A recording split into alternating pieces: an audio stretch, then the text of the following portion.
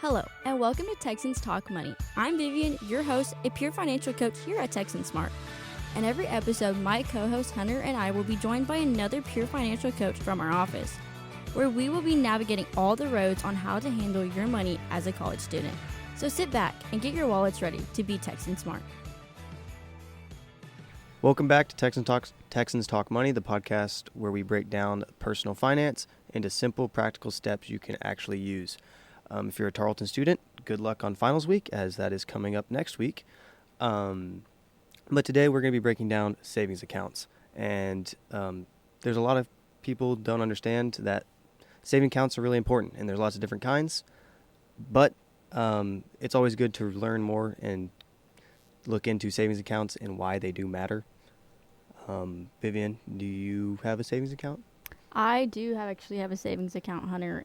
And a lot of people don't understand that saving accounts are super important. Yes, they do not have a big return, but it's not about doubling your money overnight. It's about having money in your savings so you don't go into debt. Because in reality, like, having emergency funds, short-term goals, and financial stability, say, like, unfortunately, you have a medical bill that you have to pay, or say you have a flat tire, that's when you start to dip into your savings account and not into like another account that you don't have, or put it on your card. That's when you want to dip in your savings account because you don't want to go into debt.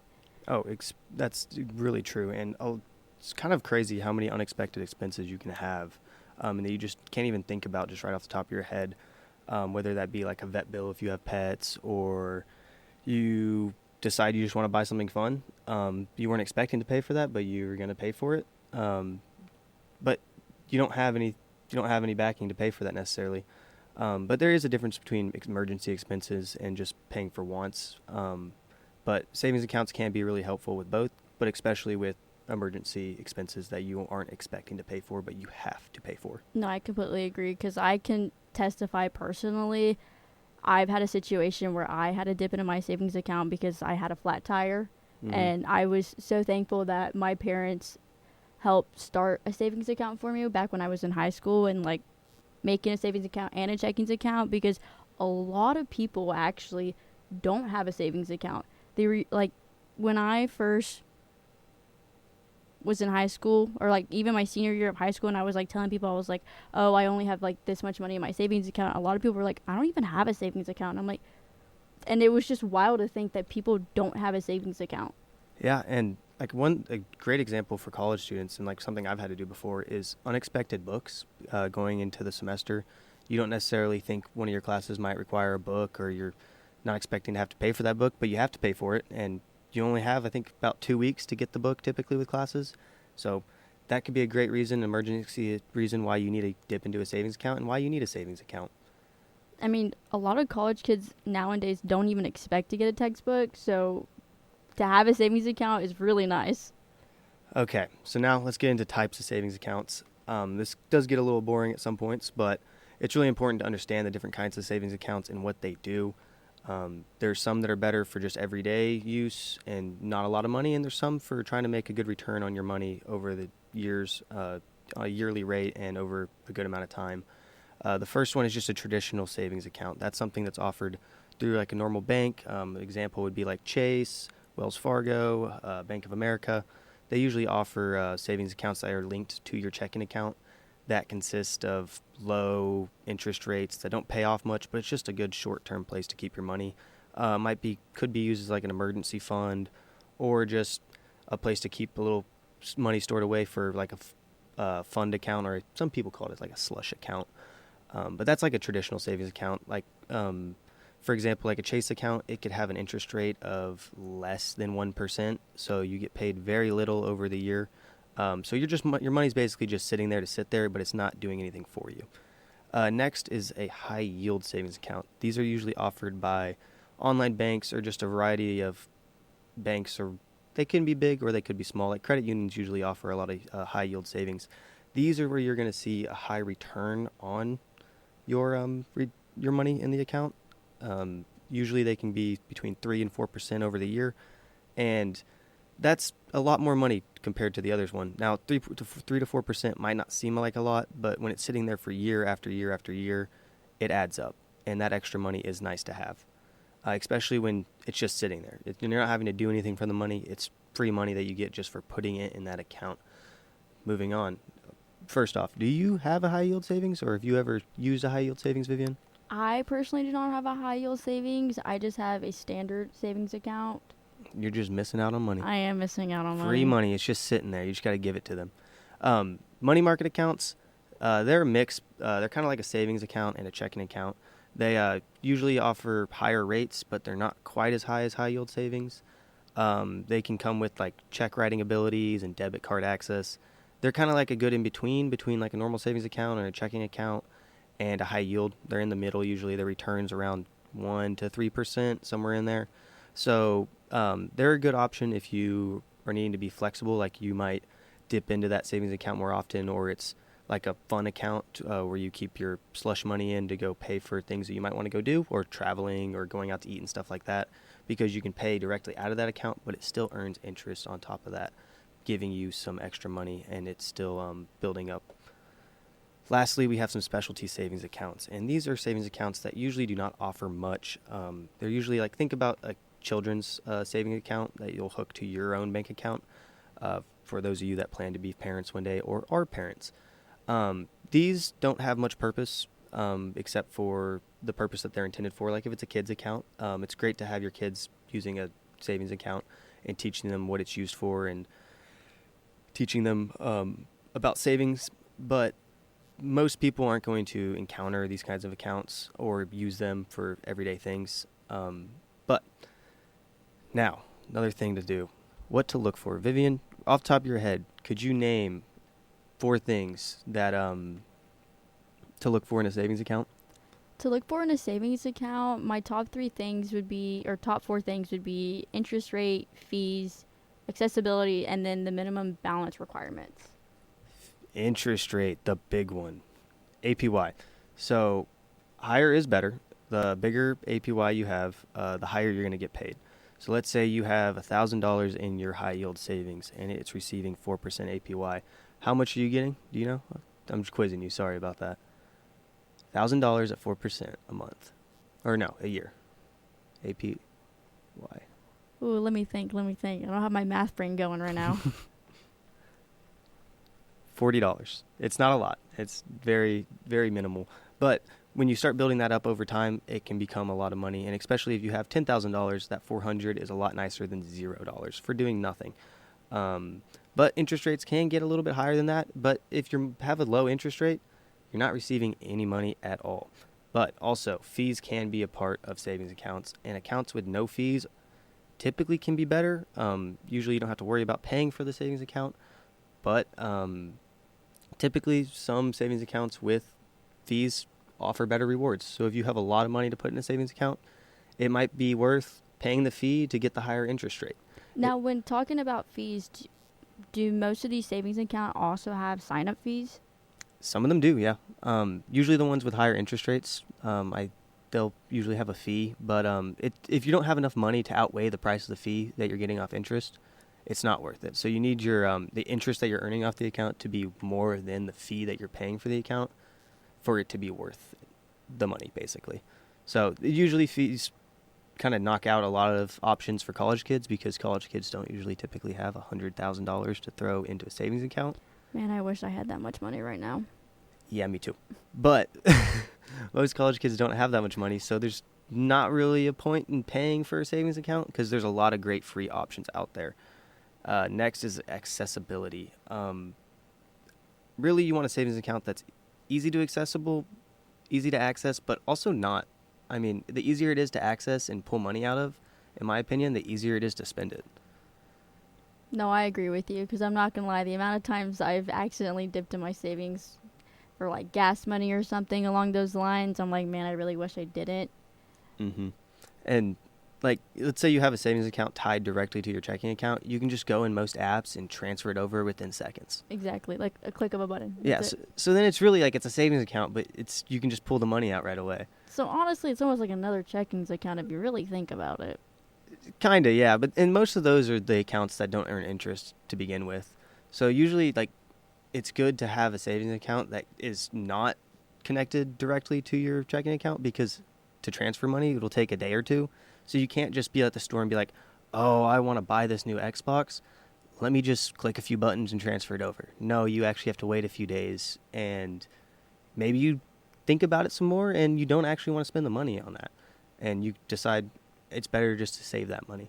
So it's important to look at the access to the account and whether how you are as a spender. If it's easily accessible, if you're just going to pull that money out all the time, then you need to find an account that's not easily accessible. If that's not a problem for you and you don't have to worry about pulling money out all the time because you're not a compulsive shopper, then you can have an account that's hooked up directly to your checking account. It just comes down to personal preference at that point. Last but not least, minimum balance requirements. That's a big one. Most accounts that pay high interest rates will require a high balance or high minimum balance. So you want to make sure that you know the amount of money you're working with and whether or not you can put that and keep that balance, because if you dip below that, you lose the benefits of the savings account and the interest rate typically. And I think some would require you to pay fees if you dip below the balance requirement. So then your money that you were earning off interest is possibly gone.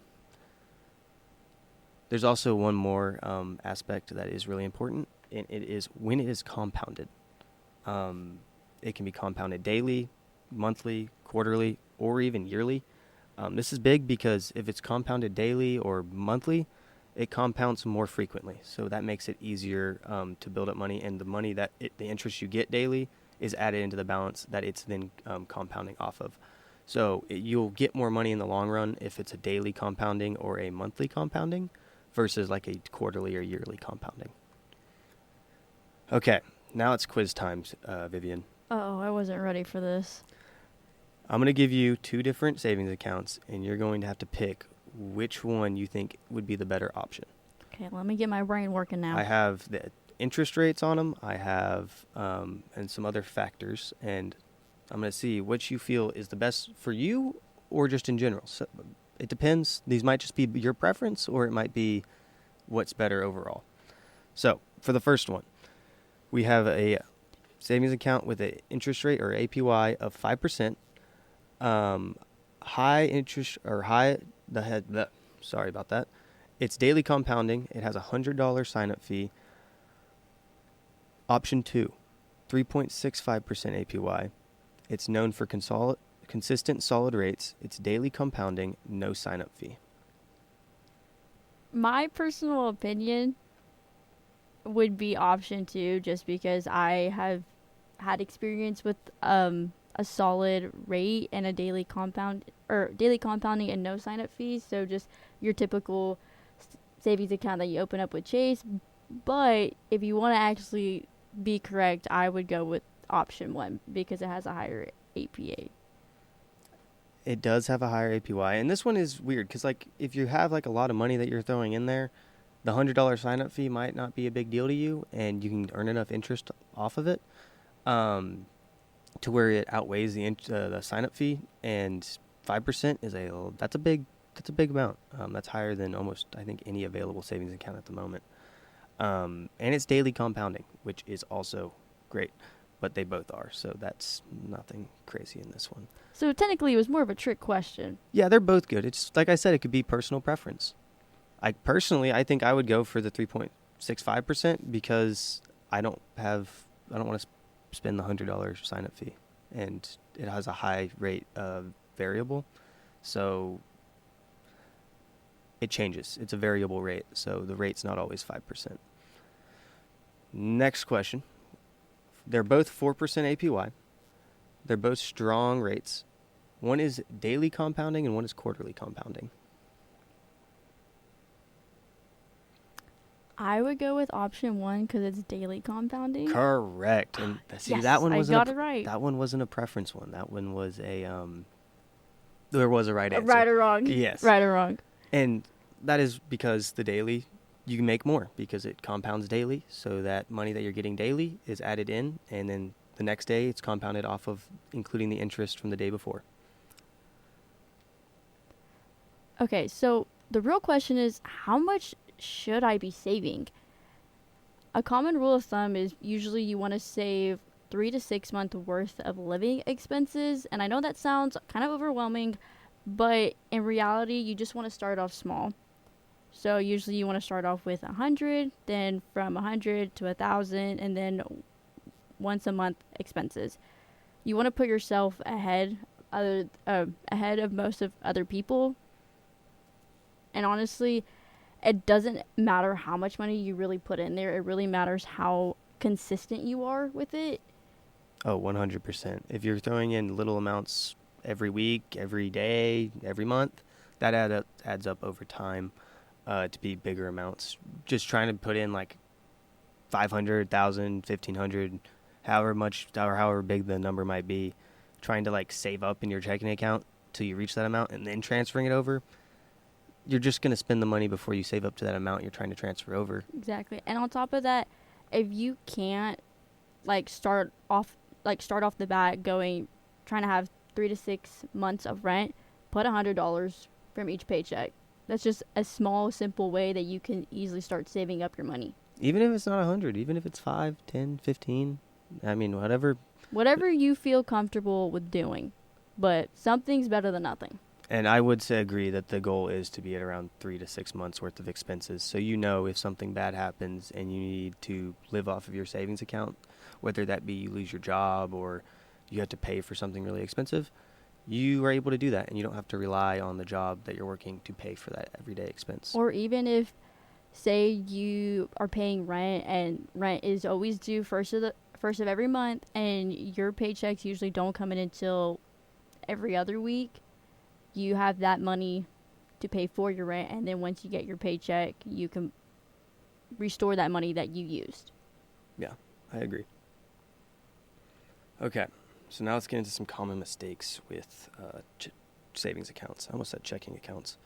Sometimes I get them mixed up, and I feel like I shouldn't. I forget. They're two different things. Two completely different things. Two different things. My checking account's like a revolving door. So a lot of people like to say, if you're struggling to save money, please, for the love of gosh, do automatic transferings.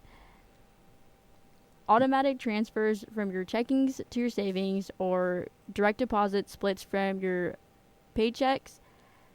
Basically what this means is when you fill out your pay form of wherever you're working, you specifically ask them to put a certain percentage or a certain amount from your paycheck straight to your savings account. So when your paycheck hits your checking account, you don't even see that money that you lost. It's already in your savings. Exactly. And it's also important to budget off of that. Budget off of that already going in there. Don't include that money going into your savings account into your budget, because then you're going to have to go into your savings account. Exactly.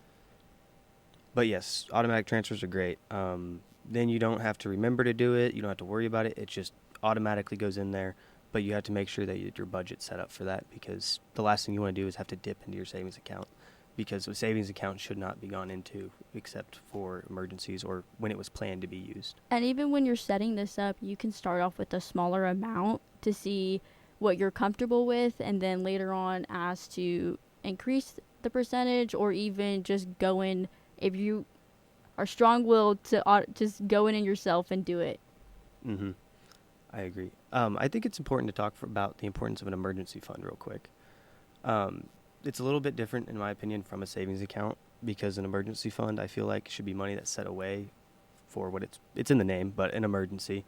And I think it's important for people to realize that they need to have that emergency fund on top of a savings account if they can.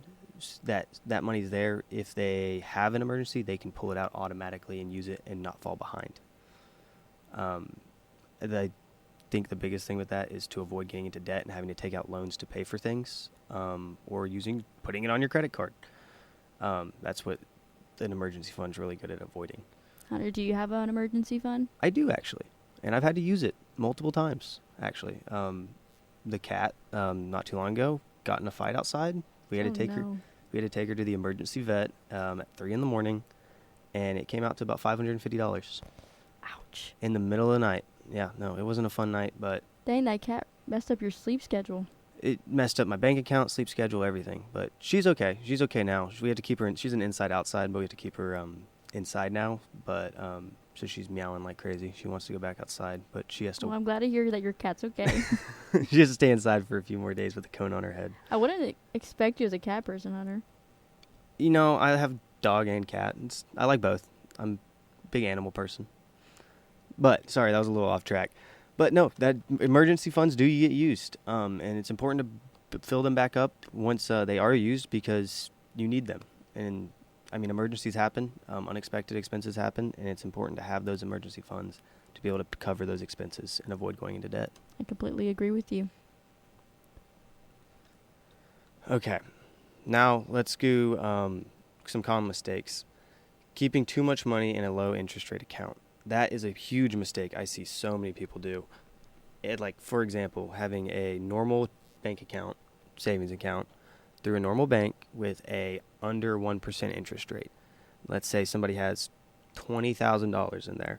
That's a good amount of money that a lot of people would keep just in a normal savings account, and that money is getting no interest off of it. They're getting nothing when they could just be keeping it in high yield, getting around $800 at 4%. Honestly, I would even say less than that. Like I would say 10,000 because Yeah. I mean, when I first started setting up my savings account, I accumulated a lot of money through my first job that I had, and I put a good chunk of it towards my savings. And even while I was there, the bank, what's their name? Teller? The person at the bank basically told me, they're like, I hope you grow your money and you use your savings account, but if it's over a certain amount, take it out, girl, because you're not doing yourself any favor. I was like, okay, yes, sir. Yeah, it's really important to make sure, even if it's like, I'd say like anything over 1,000, just keep it in something that gives you interest and keeps you getting more money on top of that, because that's how you build up wealth over time. You have to make your money make money for you. That's the biggest thing. Another mistake people cause or do is ignoring inflation. Keeping your money where it doesn't earn money does not keep up with inflation. Each year your dollar's worth less and less. So if you don't earn a few percent in interest each year off that money, you're actually losing money because your dollars are worth less. And I could spend a long time talking about inflation, but I don't think our viewers want to listen to that. They're already dealing with it enough on a daily, Hunter. Yeah, this also isn't a macro class, so we'll keep it out of here. But inflation is a real thing. If you don't know too much about it, it's important you look it up, and it's important you protect yourself from inflation. Carrying on, not shopping around for better rates. That's another thing that people do. They get complacent. They go, oh, I get 2%. That's great. But you could get 4%. Doubling your money. It doesn't seem like a lot, but it does add up. And the biggest mistake that people typically do, I do see people do, is treating a savings account like a spending account. Just withdrawing money all the time, pulling it out, going shopping. I see people tap into their phone and go, oh, wait, I'm just transferring money over to my savings account to buy this real quick. And I'm just like, then why have it in your savings account? What's the point of your savings account then if you're just going to take it right out and spend it? Exactly. You're not saving money. You're just keeping it somewhere else so you can spend it. I think one big thing about treating your savings account like you're just treating savings like spending money is people with age start to realize, I actually need to start saving my money and I need to start growing my interest on it because I have a lot of things I need to be paying for. And a lot of people don't realize that until they're later on in life. They're like, man, I really wish I saved my money while I was in college and not going to get fast food or just spending it on like random little things. Like you actually were wishing you did that. And I see that always happen to somebody right before they graduate. Like, they'll be like in the semester of graduation and be like, I really need to start saving money. And I'm like, well, I mean, you got to start paying your own rent here in a few months. So it's important that they start early on that. So seniors, if you're listening, don't do that. Do that. Start saving your money before you're a senior. Yeah, the seniors, you got to go back in time and start saving your money. I think so. Do you think I can call out Meredith? Do you think she's going to listen? Meredith, start saving your money. You need to. That's one of our other certified peer financial coaches who should be on the show here pretty soon or at some point, hopefully. But if you're a freshman in college, even in high school, or just late after out of school, but you don't know where to begin, start saving a little bit at a time and start saving now rather than later. Your future self will thank you for it. So, savings accounts aren't flashy, they're not exciting, but they're one of the most important tools in our financial lives.